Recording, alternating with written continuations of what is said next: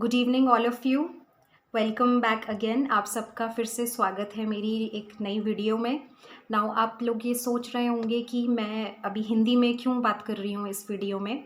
So the reason behind this is that मैं जो videos बना रही हूँ वो मैं स्पेसिफ़िकली उन लोगों के लिए भी बनाना चाहती हूँ जो कि फ़ॉरेन लैंग्वेज के लिए इंटरेस्टेड तो बहुत हैं, बट उनको कहीं ना कहीं वो लैक करते हैं समझने में चीज़ों को। एंड दैट इज़ वाई मैंने ये सोचा है कि ये उस सेक्शन ऑफ सोसाइटी के लिए भी है जिन्हें कि फॉरेन लैंग्वेज सीखना है, उसके बारे में जानना है, बट उन्हें इसमें हिंदी की हेल्प चाहिए।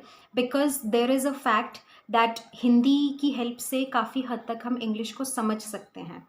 सो इस वजह से मैं ये वीडियो हिंदी में शूट कर रही हूँ, हिंदी में बना रही हूँ। And I am really excited about it. I am really looking forward to it. मैं सबसे पहले आप लोगों को ये बताना चाहूँगी कि इस वीडियो में भी मैं वही टॉपिक डिस्कस करूँगी जो कि मैंने फर्स्ट वीडियो में डिस्कस किया है, क्योंकि मैं ऑलरेडी बता चुकी हूँ आपको कि मैं जो अपने टॉपिक्स हैं उन्हें मैं इंग्लिश और हिंदी दोनों में रखने वाली हूँ, और ये टॉपिक भी ब्रिटिश इंग्लिश के ऊपर ही होगा। बट उससे पहले हम समझ लेते हैं वो 7 अलग अलग तरीके की इंग्लिश जो कि बोली जाती है। So the first one is British, second Australian, third American, fourth south African, fifth Canadian, sixth New Zealand and seventh Indian. अब देखिए इन 7 तरीक़ों से इंग्लिश बोली जाती है। ऑल्दो जो ग्रामर है वो लगभग सब में सेम ही रहता है, लेकिन जब बात आती है बोलने की, जब बात आती है नए नए शब्द यूज़ करने की, नए नए सेंटेंसेस यूज़ करने की, फ्रेजेस यूज़ करने की, वहाँ पे थोड़ा सा डिफरेंस आता है। एंड जैसे कि मैंने आपको बताया कि जो फर्स्ट है वो ब्रिटिश इंग्लिश है, तो आज की ये वीडियो ब्रिटिश इंग्लिश के ऊपर ही रहने वाली है। So talking about British English, अभी देखिए ब्रिटिश इंग्लिश का इन्फ्लुएंस हम इंडियंस के ऊपर काफ़ी सालों तक रहा है, एंड दैट इज़ वाई हम काफ़ी सालों तक ब्रिटिश इंग्लिश ही फॉलो करते हुए आए हैं। नाउ अ डेज टाइम थोड़ा सा बदल चुका है। Now we are more into American English. हम अमेरिकन इंग्लिश ज़्यादा यूज़ करते हैं एंड अमेरिकन एक्सेंट को भी यूज़ करते हैं, विच इज़ नॉट रॉन्ग, जो कि गलत भी नहीं है। बट ये आजकल ऐसा ट्रेंड हम चला रहे हैं, ये ऐसा ट्रेंड चल रहा है। ओके अब ब्रिटिश इंग्लिश पर वापस आते हुए सबसे पहले मैं ब्रिटिश इंग्लिश के बारे में आपको बहुत ही बेसिक चीज़ें बताऊंगी, क्योंकि ब्रिटेन जो है वो भी डिवाइडेड है अलग अलग हिस्सों में। फॉर एग्जाम्पल आयरलैंड, वेल्स, इन सब हिस्सों में ब्रिटेन डिवाइडेड है। दैट इज़ वाई बोलने के तरीके में रीजनल डिफरेंस आ सकता है, क्योंकि अलग अलग रीजन्स में डिवाइडेड है, but all of them are related to one country only. वो एक ही कंट्री के हैं बट अलग अलग हिस्सों में डिवाइडेड हैं। इस वजह से बोलने में काफ़ी हद तक अंतर आ जाता है, जैसे कि वर्ड्स में, वोकैबलरी में, प्रोनाउंसिएशंस में डिफरेंस आ सकता है। ये तो होगी पहली बात।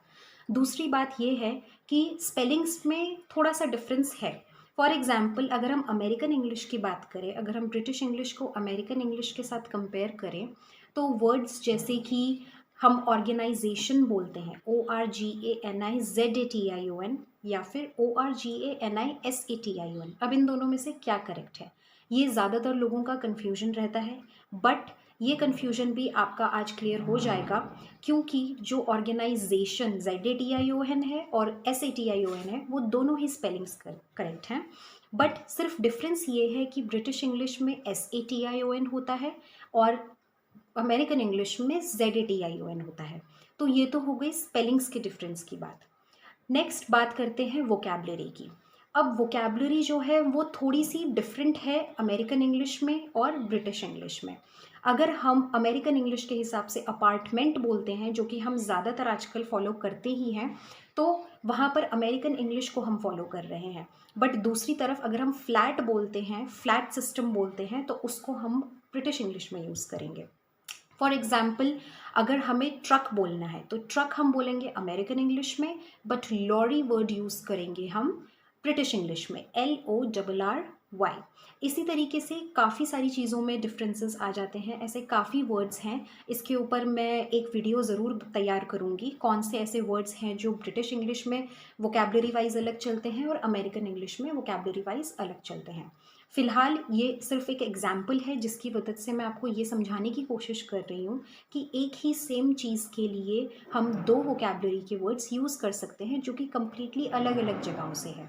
अगर आपको फ्लैट ब्रिटिश इंग्लिश में बोलना है तो आप अपार्टमेंट अमेरिकन इंग्लिश में बोल सकते हैं, बट दोनों में डिफरेंस इसी बात का है। अब कुछ स्पेसिफिक लेटर्स की बात कर लेते हैं। जैसे कि लेटर होता है यू। अब जो यू लेटर है वो ज़्यादातर ब्रिटिश इंग्लिश में यूज़ किया जाता है वर्ड्स के अंदर, बट दूसरी तरफ अगर अमेरिकन इंग्लिश की बात की जाए तो वो यू जो है अमेरिकन इंग्लिश के वर्ड्स में हटा दिया जाता है। इसका एग्जाम्पल हो सकता है जैसे कि कलर। कलर की स्पेलिंग ब्रिटिश इंग्लिश में COLOUR होती है, बट अमेरिकन इंग्लिश में COLOR होती है। फॉर एग्ज़ाम्पल अगर हमने ब्रिटिश इंग्लिश में ह्यूमर बोलना है तो HOMOUR होती है उसकी स्पेलिंग, बट अमेरिकन इंग्लिश में HUMOR होती है उसकी स्पेलिंग। तो ये कुछ तरीके हैं जिससे कि स्पेलिंग्स में भी काफ़ी डिफरेंस है और एक लेटर के लगाने ना लगाने से भी एक डिफरेंस बन जाता है। ऑल्दो हम आजकल जो COLOR HUMOR वाला पैटर्न ज़्यादा फॉलो करते हैं, एज़ मैंने आपको पहले भी बताया है कि हम आजकल अमेरिकन पैटर्न्स को ज़्यादा फॉलो कर रहे हैं। नाउ अब एक लेटर है R। आर का प्रोनाउंसिएशन ब्रिटिश इंग्लिश में जब भी किसी वर्ड के आखिरी में आता है या फिर किसी कॉन्सोनेंट के बाद आता है वहाँ पे उसका प्रोनाउंसिएशन नहीं होता है, माने कि वहाँ पे आर को क्रिस्प आर की तरह प्रोनाउंस नहीं किया जाएगा। फॉर एग्जाम्पल अगर मैं कार बोलना चाहती हूँ तो वहाँ पे मैं का बोलूँगी, का। So the pronunciation in British English would be का। दैट मीन्स ये ज़्यादातर अ की प्रोनाउंसिएशन देगा, आर का प्रोनाउंसिएशन नहीं देगा। फॉर एग्जाम्पल बिहेवियर, हम इंग्लिश में इसको क्रिस्प बिहेवियर कहते हैं, बट ब्रिटिशर्स इसको बिहेविया कहते हैं, बिहेविया। देन अगर हम बेटर की बात करें तो बेटर जो एक शब्द होता है, बेटर मीन्स बेहतर, बेटर को अमेरिकन इंग्लिश में बेटर कहा जाता है, बट जो ब्रिटिश इंग्लिश होती है उसमें बेटर कहा जाता है। तो ये तो हो गई आर के प्रोनाउंसिएशन की बात। जैसे कि आर का प्रोनाउंसिएशन शब्द के आखिरी में अगर हो तो नहीं किया जाएगा, और अगर वो किसी कॉन्सोनेंट के बाद हो तो उसका प्रोनाउंसिएशन भी नहीं किया जाएगा।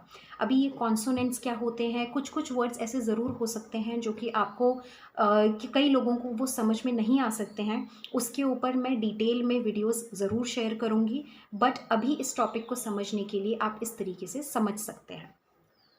एक आखिरी पॉइंट जो मैं इस पूरी वीडियो का एंड करते हुए बताना चाहूँगी वो ये है कि ब्रिटिश इंग्लिश में सिंपल प्रेजेंट टेंस का यूज़ ज़्यादा होता है सिंपल पास्ट की जगह पर। फॉर एग्ज़ाम्पल अगर अमेरिकन्स कहेंगे आई जस्ट फिनिश्ड तो ब्रिटिशर्स कहेंगे आई हैव जस्ट फिनिश्ड और आई हैव जस्ट फिनिश्ड। अगर अमेरिकन्स कहेंगे I just did my work तो अमेरिकन्स ब्रिटिशर्स कहेंगे I have just done my work. So इस तरीके से काफ़ी हद तक डिफरेंसेस आ जाते हैं बोलने में, लिखने में। कुछ कुछ डिफरेंसेस हैं जो कि हमें दिखते भी हैं, बट कुछ कुछ डिफरेंसेस ऐसे हैं जिनके बारे में हम नहीं जानते हैं। सो आई होप कि मैंने ये डिफरेंसेस आज आप लोगों के माइंड में क्लियर कर दिए हैं, एंड आई एम होपफुल कि मेरी जो बात है वो सबको समझ में आ गई होगी। In case if any one has any query, किसी का कोई भी क्वेश्चन हो सकता है, आप मुझे डेफिनेटली कमेंट सेक्शन में कमेंट कर सकते हैं, and I will try my best कि मैं आपकी क्वेरीज़ को हैंडल कर सकूं। और वीडियोस को देखने के लिए please press the bell icon and subscribe to my channel so that आपको और भी अपकमिंग वीडियोस की अपडेट्स मिलते रहें और आप अपनी नॉलेज को और एनहांस करते रहें। For the time being, thank you, bye bye.